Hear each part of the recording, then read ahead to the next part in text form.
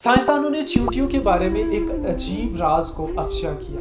انہوں نے یہ بتایا کہ چیونٹیاں جب کوئی اناج اپنے بلوں میں لے کر جانا چاہتی ہیں، اس سے پہلے وہ اس اناج کو 2 حصوں میں تقسیم کرتی ہیں۔ اگر وہ اس اناج کو 2 حصوں میں تقسیم نہ کرے تو وہ اناج زیر زمین جا کر کے دوبارہ اگ سکتا ہے، وہ دوبارہ ہریالی کا روپ دھار سکتا ہے۔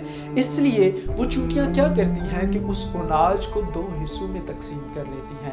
لیکن دھنیے کا بیج وہ واحد بیج ہوتا ہے کہ جس کو چیونٹیاں 2 حصوں میں تقسیم نہیں کرتی، کیونکہ اگر وہ اس کو 2 حصوں میں تقسیم کر دے تو وہ دھنیے کا بیج دوبارہ سے زیر زمین اگ سکتا ہے۔ پھر وہ چیونٹیاں کیا کرتی ہیں؟ وہ چیونٹیاں اس دھنیے کے بیج کو 4 حصوں میں تقسیم کرتی ہیں۔ دھنیے کے بیج کو 4 حصوں میں تقسیم نہ کرے تو وہ دھنیے کا بیج زیر زمین اگ سکتا ہے۔ تو اگر ہم یہ سوچیں کہ اس چیونٹی جیسے ننھے سے حشرات کو کون سی چیز جو ہے وہ اس طرح کی عقل اور سمجھ بوجھ اور فہم عطا کرتی ہے، تو بے شک وہ اللہ تعالیٰ کی ذات ہے۔